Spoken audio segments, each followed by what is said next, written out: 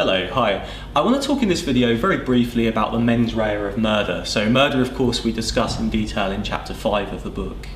The reason I want to discuss the mens rea of murder is just to illustrate a point that's useful for this offence, but equally applicable across the mens rea of multiple other offences as well. So just as I'm sure you're aware, the mens rea of murder is defined in the case law as malice aforethought, but that's been interpreted in modern parlance to mean that the defendant must have acted with an intention either to kill or to at least to cause serious bodily harm or grievous bodily harm. And that was interpreted in cases like Vickers and Cunningham, etc. Now, the point I'm trying to make here is that when you think about the mens rea of a particular offence, try and recognise the various ways in which that mens rea can be alternatively satisfied. So, for example here, if we think about intention, there are two broad ways in which we can find an intention. The most obvious one is a direct intention. Now, a direct intention is where the defendant acts with the aim or purpose or desire to bring about a certain result or a certain circumstance. The other is oblique. So a bleak intention is where the defendant foresees as a virtual certainty a particular result, for example, will come about. It is a virtual certainty that that result will come about, and the jury choose to find an intention. So in that way, we have two options. We also, of course, within the mens rea of murder, have these two varied results that the defendant can intend in order to be liable for the offence, or at least in order to satisfy the mens rea.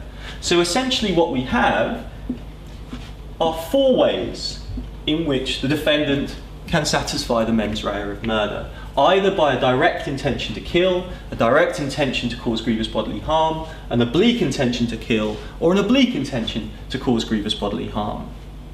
Now, when applying the law to problem facts, it's useful to think in these terms and basically to lead your reader through the various options. Sometimes it's quite tempting when you're answering a problem question to think mens rea of murder, intention to kill or cause GBH, and maybe just apply one of these and miss out the others and not think fully about the others. But sometimes it will be necessary to lead your reader through all of the options.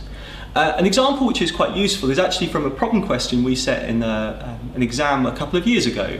In this scenario, we had a defendant who was aiming to go and kill a rival from another gang. But on confrontation with this rival from another gang, that rival grabbed one of the defendant's friends and held him in front of him as a human shield. Now, the defendant chose in that scenario that he still wanted to kill the rival, so he shot through his friend in order to hit the rival and ideally kill him. And what happened is both of the victims in that scenario died, both of the individuals who were shot. Now, when it comes to the rival in the background, we can say, was there an intention to kill? The actus reus of murder is clearly satisfied. Was there an intention to kill? And we can start here in the first option. Was there a direct intention to kill? Yes, of course there was. When the defendant shot, he intentionally shot through his friend in order to, with the aim, the desire, the purpose of killing the victim.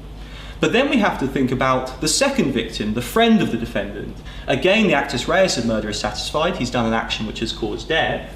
This time we can say, is there a direct intention to kill that person? This time, no, there isn't. He hoped that his friend would survive. He intentionally tried to shoot him in such a way that it would harm him, but hopefully he would survive. Is there a direct intention to cause grievous bodily harm?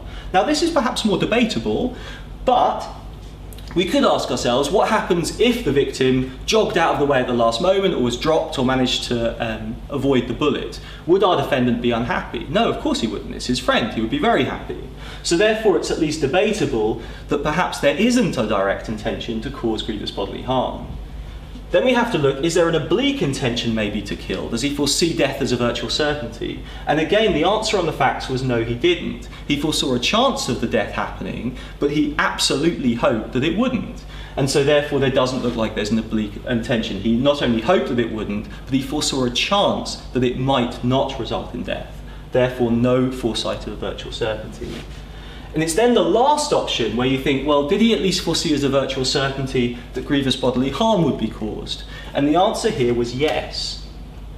although he didn't want grievous bodily harm to be caused, he did foresee it as necessary. He did foresee it as inevitable, essentially, in order to kill the victim who he tried to kill. He saw it as basically inevitable that his friend would at least suffer serious bodily harm. So the point here is that when you're writing an answer to a question of this kind, it makes more sense to lead your reader through and to think about the various options within the mens rea almost as a tick box inside your own head, where you can say, in relation, for example, that second victim, there's no direct intention in either regard because it's not the aim or purpose, therefore we need to engage with the idea of a bleak intention. Again, this is lacking in relation to causing death, but it is present in relation to causing grievous bodily harm. Now, exactly as this works in relation to murder, it works across all offences. A lot of offences require a mens rea, for example, of intention or recklessness as to a particular result or a particular circumstance. So in that way, again, you can think in your mind, what is the result? And first of all, does our defendant act with the intention to cause it? If not, do they act with at least foresight of a risk that they're going to cause it in terms of recklessness? But again, try and create that tick box within your mind of the various mental states that will be enough to satisfy the mens rea. If any one of those are satisfied, as it was here, then the mens rea for the offence will be found. Thanks.